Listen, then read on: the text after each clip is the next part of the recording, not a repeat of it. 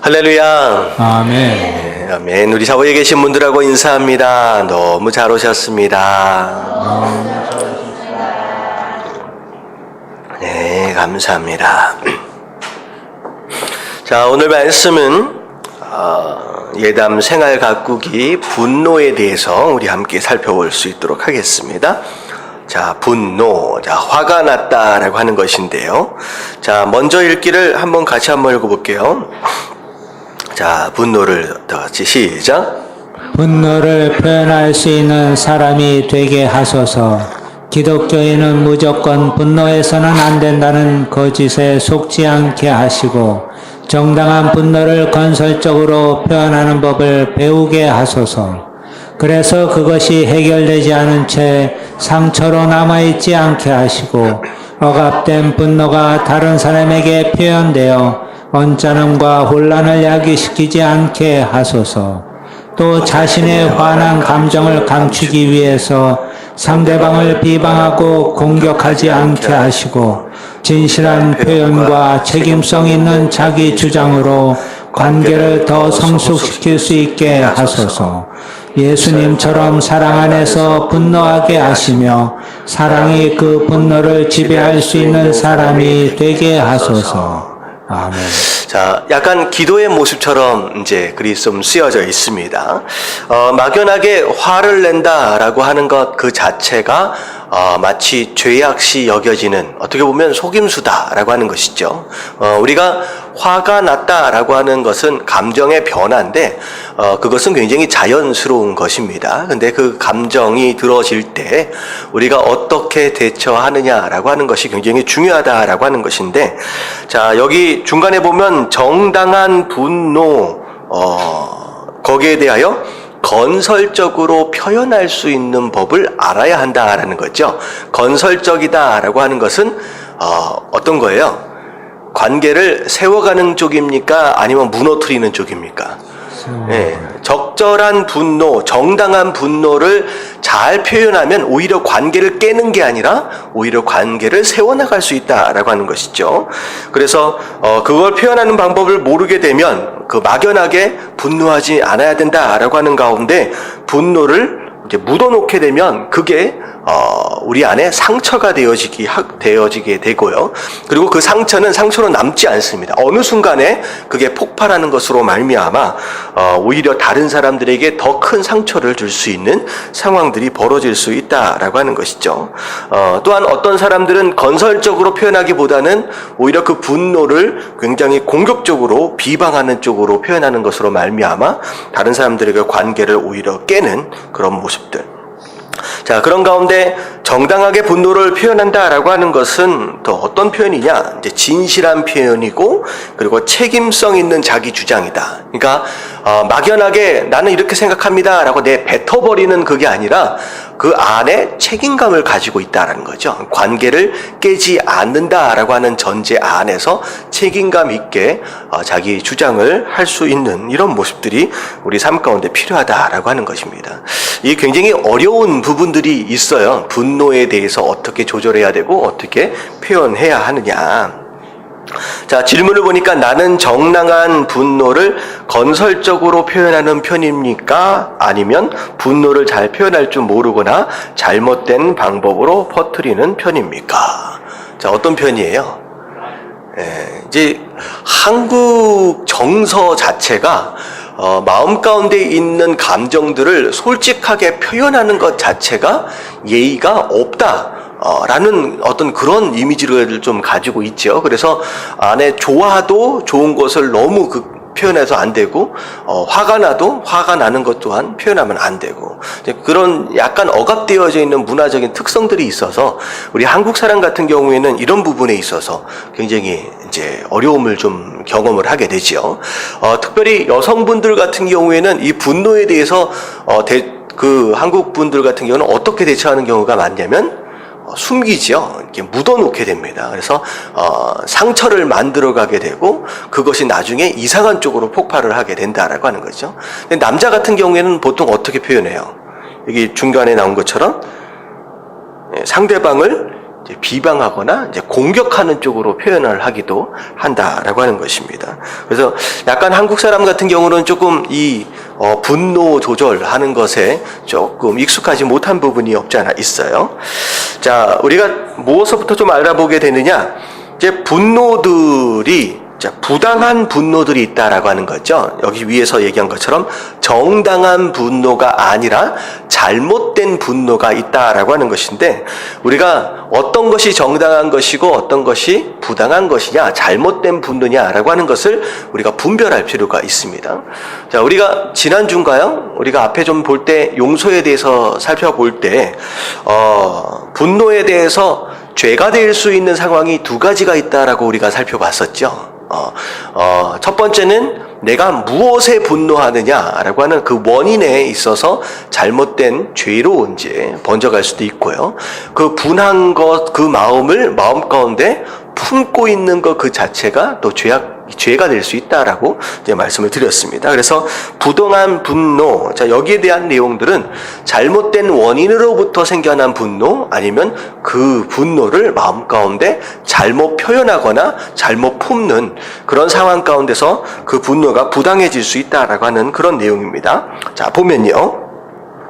자, 분노는 동정심이나 사랑과 마찬가지로 하나님께서 주신 감정입니다. 그러므로 분노하는 것이 모두 죄를 짓는 것은 아니며 정당한 분노는 정신 건강에도 유익합니다. 하지만 반대로 잘못된 분노는 우리에게서 하나님의 가르침을 빼앗아가 버리며 우리의 가정생활과 친구 관계를 상하게 합니다. 정당한 분노는 우리 건강에도 좋다는 거죠. 근데 잘못된 분노는 건강뿐만 아니라 하나님 말씀서부터 그리고 모든 관계들을 깨어지게 하는 그런 원인이 될 수 있다라고 하는 거예요. 자, 특별히 이제 습관화된 분노는 사단에게 항상 열린 문을 제공하는 것이며, 자주 분노하는 사람들이 있어요. 이제 화를 자주 내는 경우도 있잖아요. 조금만 뭐라 그래도 막 버럭버럭 화를 내는 사람들. 이제 그런 사람들 같은 경우에는 오히려 사단에게 유혹을 할 수 있는 빌미를 제공한다라고 하는 거예요. 그리고 그 분노가 직접 자신을 죽이기도 합니다. 성경에 나오는 부당한 분노의 예를 다음과 같습니다. 자, 첫 번째 누구의 분노예요? 예, 가인의 분노입니다. 성경 안에서 화를 낸 가장 첫 번째 사람이에요. 분노를 겉으로 표현한 가장 첫 번째 사람입니다. 자, 옆에 뭐라고 쓰시면 되냐면 책임전가라고 쓰시면 됩니다. 책임전가.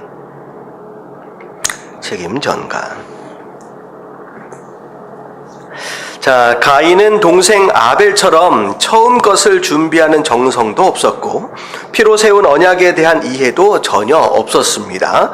하지만 그는 아벨의 제물만 받아들여지자 자기 잘못은 생각하지 않고 분노하였고 결국 동생을 살해하기까지 했습니다. 그래서 하나님께서 이제 가인의 이런 모습을 보고 뭐라고 말씀하셨느냐? 창세기 4장 5절부터 6절까지 한번 말씀 한번 읽어볼게요. 다 같이 시작. 가인과 그의 재물은 받지 아니하신지라. 가인이 몹시 분하여 안색이 변하니 여호와께서 가인에게 이르시되 네가 분하여 함은 어찌 됨이며 안색이 변함은 어찌 됨이냐. 예, 몹시 화를 냈다라고 하는 것이죠. 자, 일단은 이 가인과 아벨의 제사에 대해서 이제 구약에 대한 내용인데 이걸 신약에서 한 번 더 설명을 하고 있는 대목이 이제 히브리서 11장에 나옵니다. 가인의 제사는 받지 않으시고 아벨의 제사만 받으신 하나님, 왜 받지 않으셨다고 말씀을 하셨어요? 히브리서 11장에 보면 아벨은 무엇으로 예배를 드렸어요? 믿음으로. 예, 믿음으로 제사를 드렸고 가인은 믿음으로 제사를 드리지 않았다라고 그렇게 이제 설명을 하고 계시죠. 물론 아벨의 제사가 좀 더 정성이 들어간 제사였다라고 우리가 또 설명을 할 수 있어요. 첫 번째 것을, 첫 새끼를 하나님 앞에 드렸고, 가인은 드려진 제물에 대하여 그렇게 구체적인 설명이 그냥 없이 그냥 대충 드린 것 같은 그런 모습들이 좀 있죠. 그리고 좀 더 또 다른 의미로 보면 아벨은 피의 제사를 드렸고, 가인은 피가 아닌 이제 곡식으로 또 제사를 또 드렸습니다. 근데 이 부분에 대한 것은 어떻게 보면 제사 가운데 소제라고 하는 것은 무엇으로 드리는 제사가 있어요? 또 곡식으로 또 드리는 제사가 있거든요. 그래서 굳이 피로 드려지는 그 제사를 드리지 않았기 때문에 하나님께서 받지 않으셨느냐라고 또 얘기하기가 조금 애매한 부분이 없지 않아 있습니다. 근데 가장 중요한 것은 성경이 왜 하나님께서 가인의 제사를 받지 않으셨느냐? 믿음이 없이 드렸다라고 하는 거예요. 그런데 과연 이 믿음 없다라고 하는 것을 어떻게 설명할 수 있느냐라는 거죠. 과연 뭘 믿음이 없다라고 얘기를 할 수 있느냐라는 거예요. 근데 가장 중요한 것은 제사를 받지 않으셨을 때 가인의 오늘과 같은 이 반응 자체가 가인이 어떤 마음으로 예배를 드렸느냐라고 하는 것을 충분히 반영하고 있다라는 거죠. 자, 만약에 가인이 정말로 하나님을 위한 제사를 드렸다라고 한다면, 만약에 하나님께서 제사를 받지 않았을 경우에 마땅한 가인의 반응이 무엇이었어야 돼요? 무엇이었어야 돼요? 하나님을 위해서 제사를 드렸는데 하나님 받으시지 않았어요. 그냥 아벨의 제사만 받으셨어요. 그러면 정말로 하나님을 위해서 제사를 드렸다라고 한다면 가인의 당연한 반응은 어떤 마음이 들었어야 되느냐? 죄송한 마음이 들었어야 돼요. 왜? 하나님이 받으실 수 없는 예배를 드렸기 때문이죠. 하나님 받으실 수 없는 예배를 드렸기 때문에 하나님 받으시지 않았다라고 한다면 죄송한 마음과 미안한 마음과 회개하는 마음이 들었어야 된다는 거예요. 근데 가인이 어떤 식으로 반응했느냐? 왜 내 제사를 왜 받지 않으십니까? 라고 하나님께 분노했다라고 하는 거. 이 반응 자체가 누구를 위한 제사였다는 거예요? 예, 하나님을 위한 제사가 아니라 자기 자신을 위한 제사였다라고 하는 것입니다. 많은 사람들이 이런 경우가 있어요. 이렇게 생각할 수도 있습니다. 이 오늘날로 생각하면 만약에 누군가가 선물을 주고 누군가가 선물을 줬는데 자기 선물을 안 받아주면 뭐라고 할 것 같아요? 왜 내 것만 안 받아줘 하면서 화를 내고, 어떻게 보면 가인이 하나님 앞에 이런 생각도 할 수 있어요. 하나님, 어떻게 동생 앞에서 나를 이렇게 대하실 수 있습니까? 자존심 상했습니다. 심지어 뭐라고 얘기할 수 있냐? 내가 하나님 앞에서 하나님한테 상처받았습니다. 라고 오히려 하나님에 대하여 이제 그런 마음들을 이제 표출할 수 있다라고 하는 것이죠. 근데 그건 정당한 게 아니다라고 하는 것입니다. 정말로 하나님을 위해서 제사를 드렸다라고 한다면 그런 모습으로 반응해서는 안 된다라고 하는 것이죠. 이런 모습들, 그는 결국은 믿음으로 하나님께 예배를 드렸다라고 하는 그 모습은 내 중심적으로 내가 원하는 대로 드린 것이 아니라 받으실 분 중심, 그 받으실 분을 위한 그런 예배가 되어질 수 있을 때 그게 진짜 예배다라고 하는 것이죠. 그래서 가인은 어떻게 했느냐? 자기가 분명히 잘못했음에도 불구하고 자기 잘못에 대하여 회개하려고 아예 생각도 안 해요. 왜 내 제사를 안 받았느냐고 하나님 앞에 따지고 열받고 그걸 분노를 그대로 편출하는 그런 모습, 그것은 하나님께서 뭐라고 말씀하시냐? 잘못된 분노다라고 말씀하십니다. 잘못된 분노다. 그러니까 부모님이 이런 거예요. 누군가 잘못했어요. 애가 잘못했어요. 그러면 하지 마 라고 혼냈는데, 혼낸 것에 대하여 내가 잘못했구나 라고 인식하는 게 아니라 뭐만 생각하는 거예요? 혼낸 그 상황만을 생각해서 그냥 부모님에 대하여 이제 나쁜 마음을 품게 되는, 이제 그런 분노의 마음을 품게 되는 그런 상황들이 있다라고 하는 것입니다. 그래서 혹시 하나님 앞에든 누구에게든 내가 상처 입었습니다 라고 느끼는 그 감정이 내가 회개해야 할 상황 가운데서 내가 상처받았다라고 느끼는 것인지, 아니면 마땅히 내가 받아야 할 그 잘못에 대하여 내가 들은 것인지 우리가 돌아볼 필요가 있어요. 근데 자세히 들여다보면요, 분명히 내가 잘못한 거거든요. 근데 나는 회개하려고 생각하지 않아요. 그러면서 나는 상처받았다라고 하면서 섭섭한 마음을 그걸 안고 가는 사람들이 있다는 거죠. 그래서 첫 번째, 가인의 분노.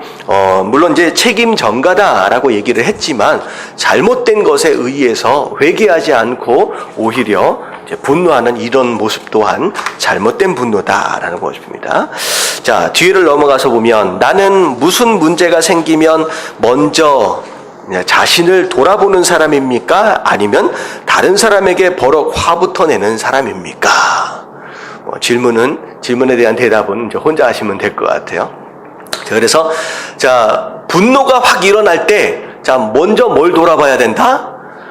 내 자신을 돌아봐야 되는 거야. 지금 내가 마땅히 들어야 할 말을 지금 들은 것인지, 그래서 내가 지금 회개해야 할 상황인지, 아니면 화를 내도 정당한 것인지를 돌아볼 필요가 있습니다. 그 생각을 좀 해봤어요. 이 사울 왕에 대해서도 한번 생각해봤어요. 사울 왕이 전쟁에 이겼어요. 그리고 나서 말씀에 순종하지 않고 그 많은 이제 양하고 소떼들을 끌고 왔잖아요. 그랬을 때 사무엘 선지자가 와가지고 사울을 혼냅니다. 뭐라고 혼내요? 순종이 제사보다 낫다. 수양의 기름보다 더 중요하다라고 이런 혼을 냈을 때 사울 왕이 충분히 들을 수 있는 마음은 무엇이냐? 내가 잘못했구나 라고 하는 게 아니라 무슨 마음을 들을 수 있느냐? 내가 지금 전쟁터에 가서 얼마나 고생했는데 이깟 양 몇 마리 살려가지고 왔다고 나한테 이럴 수 있느냐라고 하면서 사무엘에게 화낼 수 있어요, 없어요? 그런 상황하고 비슷한 상황입니다. 무슨 얘기인지 아시겠죠? 분명히 자기가 잘못한 게 있는 거예요. 근데 그냥 혼낸 하나님 그것에만 집중해가지고 내가 얼마나 여태껏 뭐 했는데, 열심히 뭐 했는데 그러면서 하나님 앞에 누군가에게 화를 내고 분노를 표출하는 이런 모습들은 잘못된 것이라는 거죠. 그래서 먼저 나 자신을 돌아볼 수 있어야 한다라고 하는 거예요. 자, 두 번째가 누구의 분노예요? 자, 요나의 분노입니다. 자, 옆에 뭐라고 쓰시면 되냐면 기대가 무너졌을 때.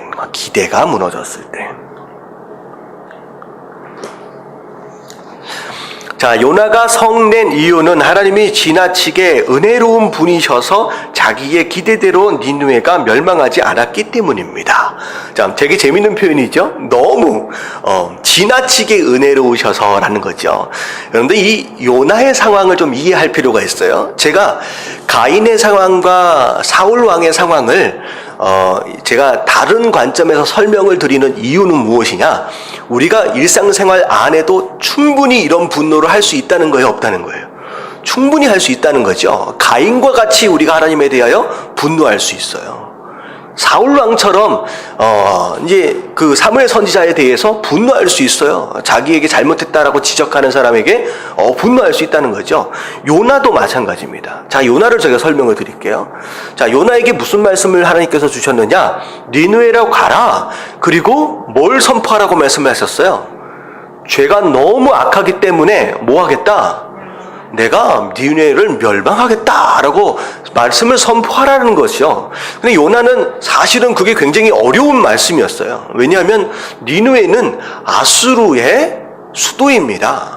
아수르는 이스라엘 민족에게 있어서는 그 적국이에요. 근데 그들에게 복음이 아니죠.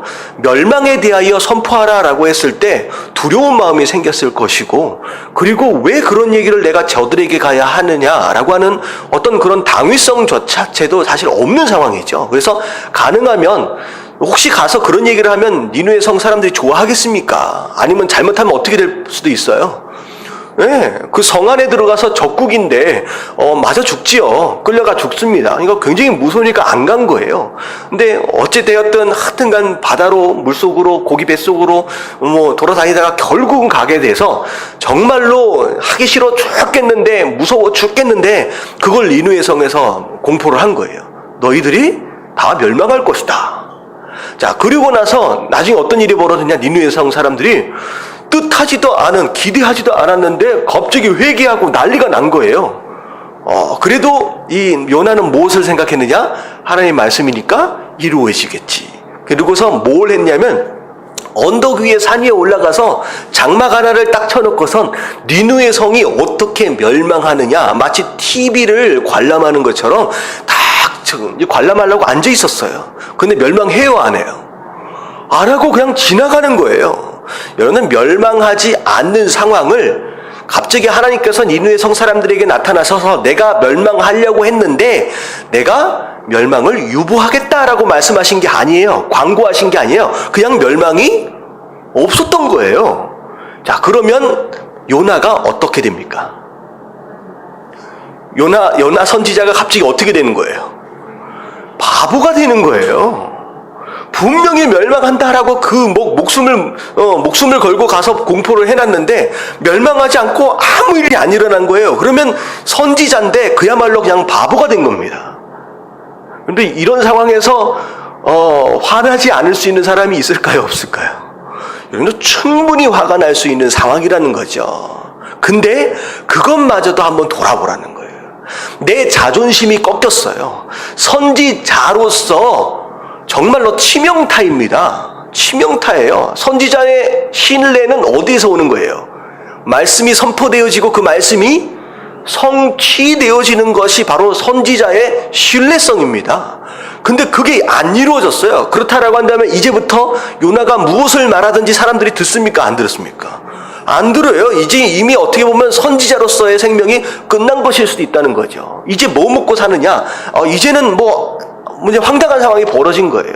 자, 그랬을 때 비록 내 자존심이 꺾였고 내 신뢰를 다 잃어버렸고 내가 누군가에게 욕을 먹었고 모든 것들을 다 잃어버렸다라고 할지라도 과연 그것에 대하여 화를 낸다라고 했을 때 그것이 요나와 같이 하나님의 정의로우심과 하나님의 의로우심으로 인하여 은혜로우심으로 인하여 일어난 일이다라고 했을 경우에는 내가 화를 내야 된다, 안 내야 된다? 화를 내서는 안 된다라고 하는 게 오늘 말씀이라는 거죠. 여러분, 이건 굉장히 어려운 얘기입니다. 야, 요나가 무슨 선지자냐? 어떻게 거기에 화를 낼 수가 있느냐? 아니에요. 충분히 우리 삶 가운데서 일어날 수 있는 얘기라는 거예요. 자, 근데 거기서 우리가 화를 내서는 안 된다. 자, 그래서 요나서 4장 4절 말씀 맨 뒤에 보니까 여호와께서 이르시되 내가 성내는 것이 옳으냐 하시니라. 네가 지금 화를 내고 있는데 내가 그들을 내 백성으로서 살린 거 그것에 대하여 네가 화를 내? 비록 네가 자존심이 상했고 네 신뢰를 잃어버렸고 네가 바보가 되었을지언정 내가 내 뜻을 이루어 가는데 내 의로움과 내 은혜를 베풀었는데 그것 때문에 화를 내? 그거는 옳지 않다라고 하는 것입니다. 그래서 우리가 신앙생활을 하면서도 마찬가지예요. 비록 내가 자존심이 상했고 내가 바보가 되어지고 내가 억울한 상황이 벌어졌다라고 할지라도 그 상황으로 인하여 하나님의 은혜와 하나님의 의로우심이 실현되어지고 성취되었다라고 한다면 오히려 그 상황 가운데서 그 분노를 참는 것이 맞는 것이다 라고 하는 것이죠. 여러분들 참으시게 되길 주님의 이름으로 축원합니다. 이런 일들은 신앙생활을 열심히 하는 사람들에게 더 많이 생깁니다. 열심히 하려고 하던데 내가 이상하게 억울한 일들을 당하게 되는 것이죠. 자, 그래서 이제 기대가 무너졌을 때라고 하는 어떤 그런 의미는 내가 기대했던 것, 내가 원했던 것이 이루어지지 않고 전혀 다른 방법들을, 다른 상황들이 벌어졌을 때 충분히 우리가 화가 날 수도 있다라고 하는 것이에요. 그래서 기대가 무너질 때 우리는 분노를 참기 힘듭니다. 그러나 그러한 우리의 기대들이 자기만의 이기적인 생각이거나 다른 사람의 입장을 충분히 배려하지 못한 것은 아니었습니까? 우리가 돌아볼 필요가 있다라는 거예요. 그래서 지금 계속 얘기되어지는 것은 무엇이냐? 화가 난다라고 했을 때 과연 이 화 나는 것 자체가 정당한 것이냐 아니냐라고 하는 것을 분명한 기준을 두고 돌아보자라는 거죠. 돌아봐라 라고 하는 거예요. 자, 그리고 3번. 자, 누구의 분노예요? 가론 유다. 예, 가론 유다의 분노입니다. 가론 유다의 분노. 자, 자기의 목적이 방해를 받았을 때입니다. 방해를 받았을 때. 이 부분에 대한 것은 바론 유다뿐만 아니라 그 당시 예루살렘에 예수님이 돌아가시기 바로 직전 예루살렘에 모여들었던 수많은 군중들과도 마찬가지예요. 하나님을 향한 기대가 있고 그 하나님을 향한 기대 안에서 내가 이루길 원하는 어떤 목적들이 있다는 거죠. 근데 그 목적이 방해를 받는 순간 뭐가 날 수 있다는 거예요? 화가 날 수도 있다라고 하는 것입니다. 자, 예수님의 장례를 미리 준비하기 위해 마리아가 귀한 기름을 부어 드렸을 때 내었던 가룟 유다의 분노는 겉으로 보면 그럴듯하지만 사실은 도둑질하려는 자기 자신의 목적이 방해받는 것 때문에 나온 불평이었습니다. 그래서 자, 요한복음 12장 5절부터 6절까지 한번 읽어볼게요. 다 같이 시작. 이 향유를 어찌하여 300데나리온에 팔아 가난한 자들에게 주지 아니하였느냐 하니 이렇게 말함은 가난한 자들을 생각함이 아니요 그는 도둑이라 돈꾀를 맞고 거기 넣는 것을 훔쳐 가미르라. 네, 만약에 예수님 앞에 쏟아버리지 않고 그냥 그 향유를 그냥 나한테 줬다든지 아니면 향유를 돈으로 바꿔서 줬다라고 한다면 충분히 자기가 어떻게 할 수 있었어요? 그걸 훔쳐서 다른 용도로 사용할 수 있었다라고 하는 거죠. 그래서 가룟 유다는 일반적으로 뭐 성경에는 정확하게 기록되어지진 않았지만 그 당시 열심당원들 가운데 이제 한 사람으로서 이제 생각을 하고 있습니다. 열심당원이다라고 하는 것은 뭐 나쁜 사람은 아니에요. 근데 어떤 사람이냐?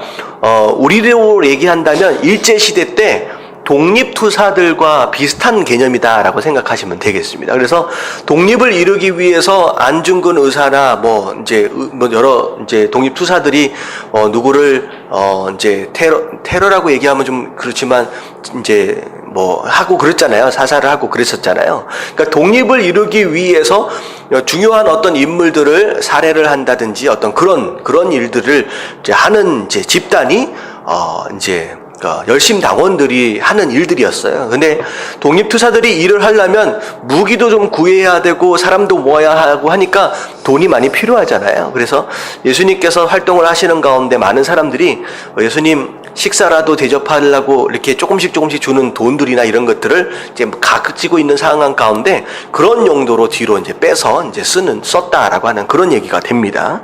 근데 그것이 이제 방해를 받으니까 거기에 대해서 이제 화를 이제 표출하는 상황이 벌어지죠. 근데 사실 이 장면보다는 더 극렬한 것이 예수님을 못 박아라라고 부르짖는 그 군중들의 마음이 혹시 아니었겠느냐라는 생각을 해보게 됩니다. 왜냐하면 우리가 지금 요한복음을 지금 큐티를 하고 있잖아요. 근데 큐티하고 있는 내용들 가운데 지난주에 무슨 일이 있었냐면 오병이어 기적들이 있었어요. 오병이어 기적들이 있으면서 사람들이 야 임금으로 세워야 되겠다 억지로라도. 그래서 정말로 이런 분이 우리의 임금이 된다라고 한다면 먹을 것 걱정할 필요도 없고, 그리고 보니까 뭐 많은 영향력들이 있고 뭐 귀신도 쫓으시고 병도 고치시고 하는 것 보니까 뭐 로마 정권까지도 뒤집어 엎을 수 있을 만한 그런 능력이 되실 것 같아요.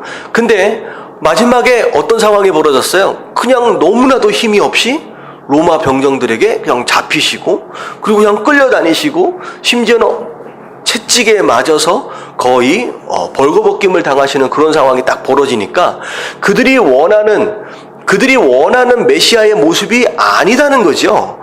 어떻게 이런 메시아가 이 나라를 뒤집어 엎고 우리에게 진정한 자유를 주겠느냐라는 거죠. 이스라엘의 영광을 회복할 수 있는 그런 힘이 있겠느냐는 거죠. 그러니까 어떤 식으로 돌변하기 시작하느냐? 내가 원하는 하나님, 내가 원하는 목적을 이룰 수 없는 그 하나님이다라고 한다면 어떻게라도 해라는 거예요. 차라리 십자가에 못 박아라. 이런 상황이 벌어지는 겁니다. 그러니까 그들의 십자가에 못 박아라라고 하는 것은 분노예요. 자기 마음에 안 든다는 거예요. 자기 목적에 맞지 않다라고 하는 것이죠. 이런 상황 가운데 이런 분노를 표출하고 있다라고 한다면, 내가 무엇인가를 원하는데 그것을 못하게 한다라고 한다면 이제 그거에 대한 분노는 이제 부당한 분노가 된다라고 하는 것이죠. 그 애를 키우다 보면요, 조그만 애들이라도 뭘 하려고 할 때 하지 마라고 할 때 억지로 하려고 하면 어떻게 해요? 딱 잡으면 애들조차도 뭐 하기 시작하느냐? 거기에 화를 내기 시작해요. 내가 하고 싶은데 왜 막느냐는 거죠. 근데 그것은 잘못된 분노다라고 하는 것이죠. 자, 그래서 자, 누군가 나의 계획을 방해한다면 나는 자신의 계획이 옳은 것인지 다시 한번 돌아봅니까? 아니면 무조건 화를 터뜨리는 편입니까? 자, 누군가 내가 원하는 목적을 막는다라고 했을 때 화가 났어요. 그렇다라고 한다면 어떻게 해야 된다는 거예요? 내가 지금 이루려고 하는 그 목적이 맞는 것인지를 돌아볼 필요가 있다는 거죠. 잘못된 것인지 돌아볼 필요가 있습니다. 이런 분노나 어떤 이런 것들을 어떻게 보면 잘 참아낸 사람들 가운데 하나가 다윗인 것 같다는 생각이 좀 들어져요. 어떤 상황이었냐면 다윗이 골리앗과 싸우러 딱 나갈 때 다윗으로 하여금 분노할 수밖에 없는 말을 한 사람이 있어요. 누구예요? 큰 형 엘리압이 갑자기 목숨을 걸고 내가 골리앗이랑 싸우겠습니다 나가니까 그 형이 다윗에게 뭐라고 얘기해요? 네가 교만하다. 네가 교만하다. 전쟁을 구경하러 왔노라 하면서 다윗의 속마음을 확 긁어 놓는 거예요. 자, 그랬을 때 다윗이 어찌하여 나한테 이런 얘기를 하십니까? 하면서 이 엘리압 형, 큰 형의 멱살을 잡고 싸웠어요? 아니죠. 그때 다윗은 분노하지 않습니다. 충분히 그런 얘기를 들을 때 구경은 누가 하러 온 거예요? 지금 사실 어떻게 보면 엘리압이 하고 있잖아요. 정말로 싸우기 위해 나가는 사람은 다윗인데 싸우려 나가는 사람 보고 네가 전쟁을 구경하러 왔노라 라고 얘기하고 있는 엘리압 큰형, 그야말로 화가 날 수밖에 없는데 다윗은 거기에 화내지 않습니다. 그냥 그걸 지나쳐 가는 거예요. 내가 원하는 그 목표를 정확하게 알고 그것 가운데 분노하지 않고 그 길을 그대로 바로 이제 해 나갑니다. 그러니까 이런 모습들을 보면서 과연 내가 무엇인가를 하려고 했을 때 누군가가 막는 사람이 있을 때 그게 잘못되었느냐 잘못되어지지 않았느냐라고 하는 것을 점검하는 가운데 우리가 쓸데없는 어떤 그런 분노로 인하여서 잘못된 시간과 잘못된 에너지를 소비하는 것을 막아야 한다라고 하는 것이죠. 그런 생각을 해봤습니다. 만약에 다윗이 큰형이 자꾸 자기한테 뭐라고 한다고 해가지고 엘리압하고 싸웠다라고 생각해 보세요. 열받아가지고. 자, 만약에 싸워서 이겼으면 어떻게 됐을까요? 엘리압하고 싸워서 이겼어요.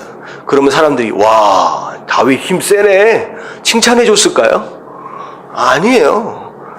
졌으면 어떻게 될까요?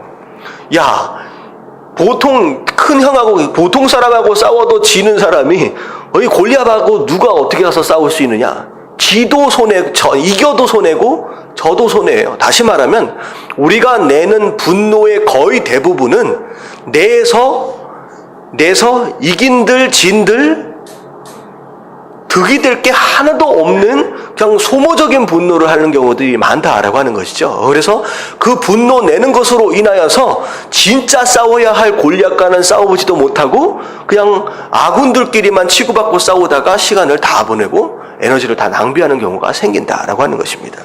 자, 그래서 이런 경우에도 우리가 분노를 참고 돌아볼 수 있어야 합니다. 자, 네 번째 또 분노가 무슨 분노냐? 베드로의 분노지요. 자, 자기를 지키기 위한 행동입니다. 자, 베드로가 칼을 뽑아든 것은 위협으로부터 자신을 방어하기 위한 행동이었습니다. 그리고 어떻게 보면 또 예수님을 또 보호하기 위한 것이다라고 또 얘기할 수도 있을 것 같아요. 자, 그러나 예수님은 그 분노가 자기 자신을 지켜줄 수 없다라고 말씀을 하셨다는 거죠. 그래서 이제 자, 보면 마태복음 26장 51절부터 52절까지 같이 한번 읽어볼게요. 다 같이 시작. 예수와 함께 있던 자 중에 하나가 손을 펴 검을 빼어 제사장의 종을 쳐 그 귀를 떨어뜨리니 이에 예수께서 이르시되 내 칼을 도로 칼집에 꽂으라. 칼을 가지는 자는 다 칼로 망하느니라. 어떻게 보면 베드로의 분노는 무엇 때문에다라고 얘기할 수도 있지만 분노를 표출하는 방법에 있어서 옳지 못했다라는 생각도 들어집니다. 그래서 자기 자신을 방어하기 위해서 더 화를 낸다라고 하는 그런 모습들. 그래서 그런 얘기들이 있잖아요. 개가 이렇게 막 짖는 게 왜 짖는다 그래요? 두려운 마음을 숨기기 위해서 그렇게 크게 짓는데요. 그래서 많은 이제 사람들이 자기의 두려움과 자기의 연약함을 숨기기 위해서 막 화를 내서 더 강한 것처럼 드러내서 그렇게 하는 경우가 있다라고 하는데, 그것조차도 잘못된 분노의 표현이다라고 이제 말씀하고 계시죠. 자, 나는 분노로 자신을 방어하는 사람입니까? 아니면 선으로 악을 이기는 사람입니까? 분노함으로 자기 자신을 이렇게 숨기고 보호하려고 하는 사람들 가운데 하나가 또 누가 등장하느냐? 그 사마리아 여인이 있잖아요. 사마리아 여인이 예수님께 맨 처음에 대했던 그 표현 자체가 굉장히 분노가 안에 섞여 있는 어떤 그런 표현입니다. 예수님께서 물을 달라라고 했을 때 사마리아 여인이 예수님을 향하여 뭐라고 얘기했어요? 사실은 그렇게 대할 필요가 없거든요. 근데 물을 달라고 하는 표현인데 달라라고 얘기를 했는데 그 예수님에 대해서 왜 유대인이 나한테 말 겁니까? 원래 말 걸지 않는 거 아닙니까? 라고 표현하는 것 자체는 그 사실 안에 뭐가 숨어 있느냐? 분노가 숨어 있는 거예요. 근데 그 분노는 뭘 가리기 위한 분노예요? 자기의 연약함을 가리기 위한 분노다라고 하는 거죠. 그래서 혹시나 이런 것으로 나 자신을 보호하고 나의 연약함을 숨기려 하고 있는 그런 태도가 있다라고 한다면 이것도 이제 분노를 잘못 표현하고 있는 것이다라는 것이죠.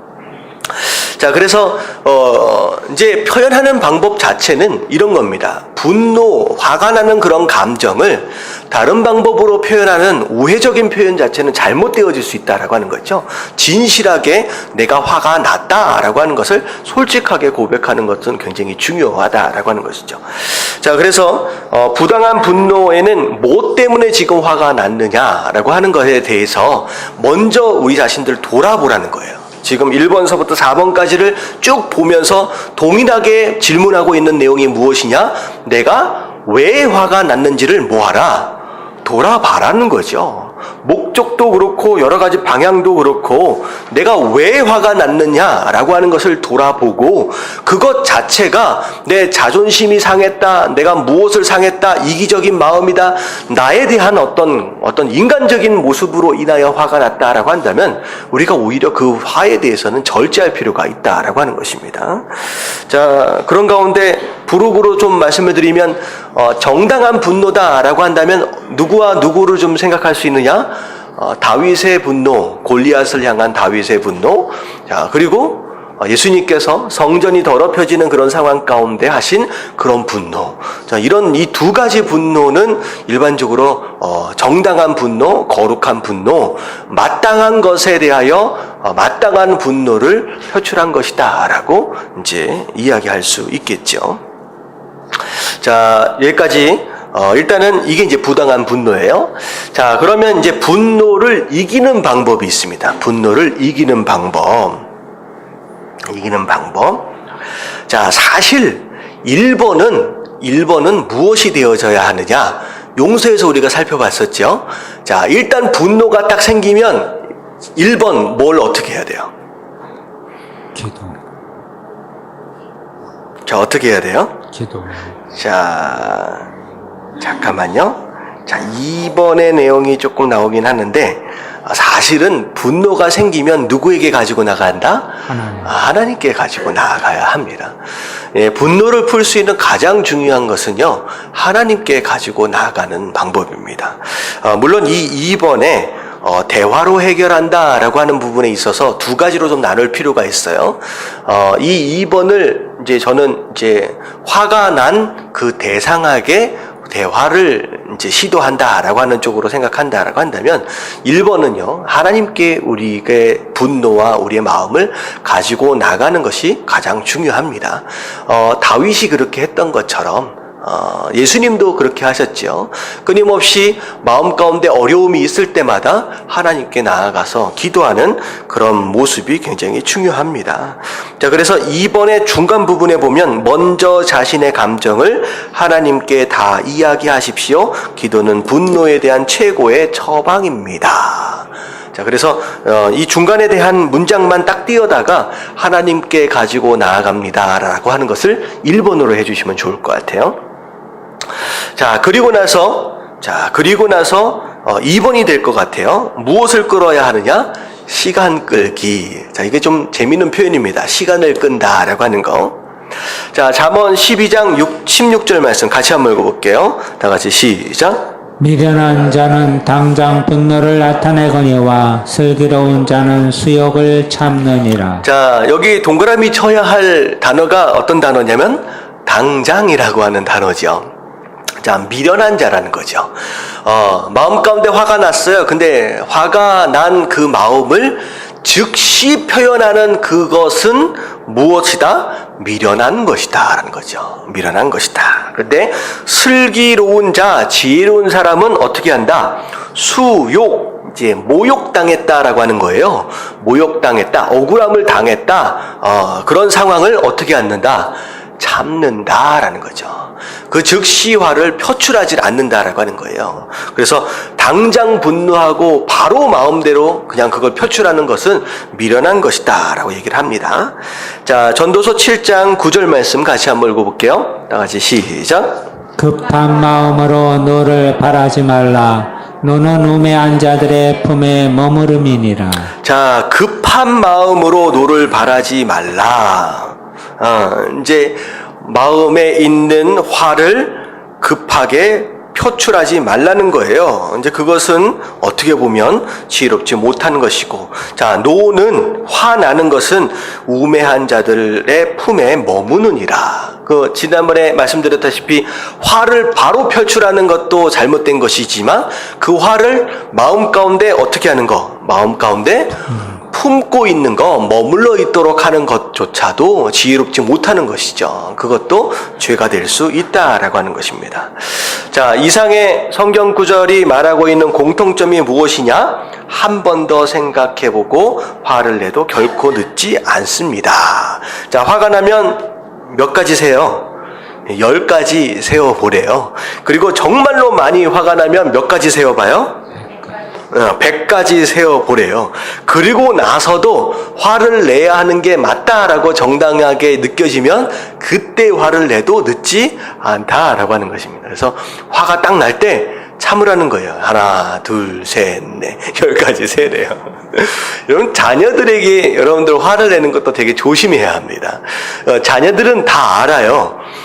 내가 지금 잘못해서 혼을 나고 있는 것인지 아니면 엄마 아빠가 지금 화가 나서 그 화풀이가 지금 나한테 지금 오고 있는지 애들이 다 압니다. 그렇기 때문에 여러분들이 자녀들을 뭐라 그럴 때 훈육할 때 그게 자녀들에게 있어서 비틀어짐이 없도록 하기 위해서는 여러분 철저하게 자기 감정에 대해서 절제할 필요가 있다는 거죠. 그래서 애들이 알아요. 분명히 내가 한 대, 두 대 정도 맞아야 할 죄인데, 죄라고 하면 애매하지만 잘못을 했는데 막 10대가 날아와. 알고 보니까 엄마랑 아빠랑 좀 전에 싸웠어.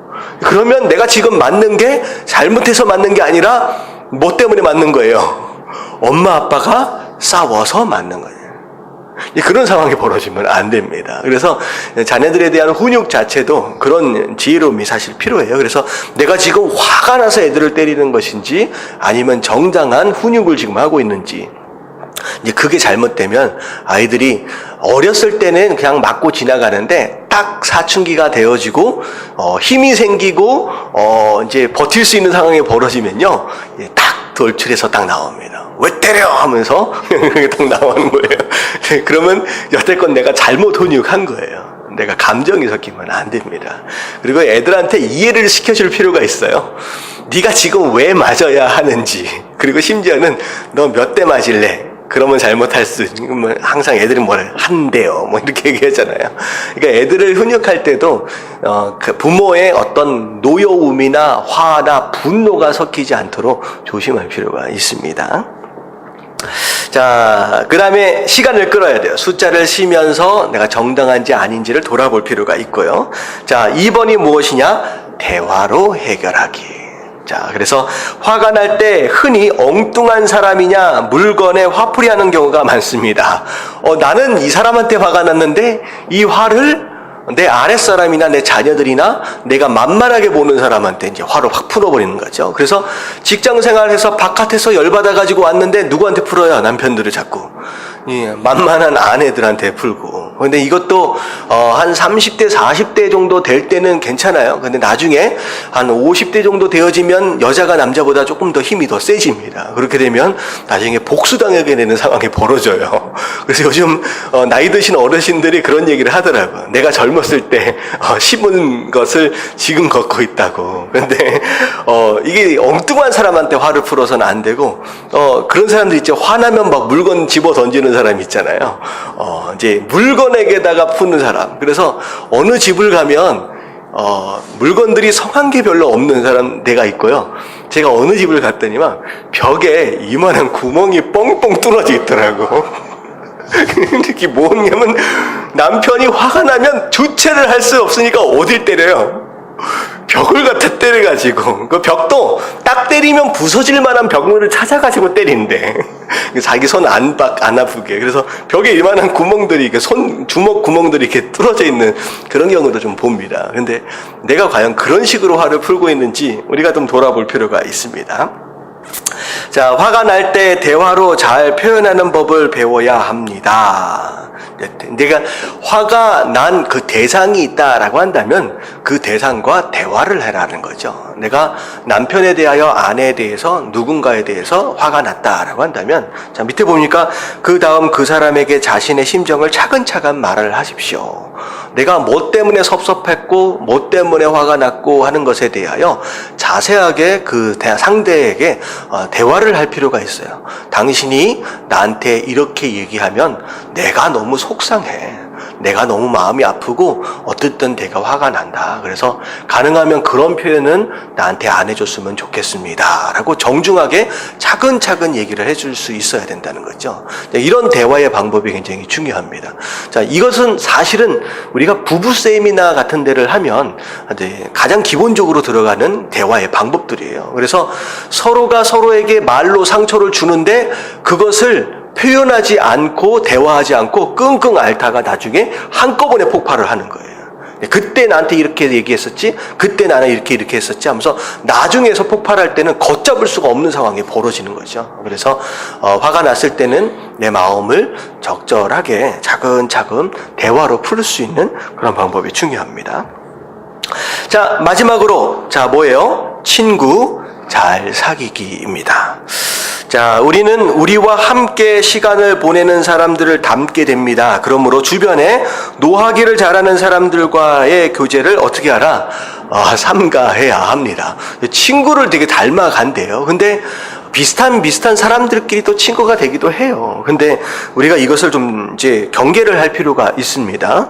자, 그래서 잠언 22장 24절부터 25절까지를 보면 같이 한번 읽어볼게요. 다 같이 시작. 노를 품는 자와 사귀지 말며 울분한 자와 동행하지 말지니 그의 행위를 본받아 내 영혼을 울무에 빠뜨릴까 두려움이니라. 네, 성경이 분명히 얘기를 하고 있는 거예요. 노를 품는 자와 사귀지 말래요. 자꾸 화내는 사람들이 있잖아요. 뭐만 하면 버럭버럭 화내고 막 그런 사람들. 그리고 울분한 자와 동행하지 말래요. 마음 가운데 큰 상처들을 품고 다니는 사람이 있습니다. 누구만 건드려봐라 라고 하는 그런 마음과 동행하지 말라. 그의 행위를 본받게 된다는 거예요. 닮아가게 된다는 거예요. 그래서 이건 굉장히 어떻게 보면 어쩔 수 없는 상황인 것 같아요. 위에 있는 사람이 아래에 있는 사람을 끌어올리기는 굉장히 어렵습니다. 근데 아래에 있는 사람이 위에 있는 사람을 끌어내리는 건 굉장히 쉬워요. 그래서 믿음이 없는 자와 함께 하면요, 내가 오히려 믿음이 있도록 끌어올려주기보다는 내가 방심하는 순간 어느덧 내가 믿음 없는 자와 비슷해지는 레벨로 내려가게 됩니다. 그래서 우리가 누구를 어떤 친구를 사귀느냐라고 하는 것이 굉장히 중요할 수 있다는 거죠. 왜냐하면 함께 지나는 시간으로 인하여서 서로가 서로를 닮아가게 되는 상황이 되어지기 때문이죠. 그래서 내가 어떤 친구들과 함께 있느냐라고 하는 것이 중요합니다. 근데 이런 얘기를 하니까 결혼하고 있는 상황 가운데 내 남편이 그렇고 내 아내가 그렇다라고 한다면 어떻게 해야 돼요? 이거 버릴 수도 없고 어떻게 해야 돼요? 여러분들이 기도를 많이 하는 가운데 여러분을 닮아갈 수 있도록 끌어올려야 되는 책임이 그 안에 있는 거예요. 뭐 어떻게 뭐 버릴 수는 없잖아요. 남편도 아내도 자식들도 버릴 수가 없으니까 내가 최대한 믿음 있는 행동들과 그런 삶을 통하여 그들을 선한 방향 쪽으로 끌어갈 수 있도록 기도하는 가운데 끌어줘야 됩니다. 근데 그게 쉽지를 않아요. 정말로 그 가운데 우리가 몸부림치고 애를 써야 할 그런 부분들의 역할들이 있다라고 하는 것입니다. 자, 그래서 분노에 대해서 조금 살펴봤는데 뭐 약간 전체적으로 다 살펴본 것 같지는 않고 대략적으로만 좀 본 것 같아요.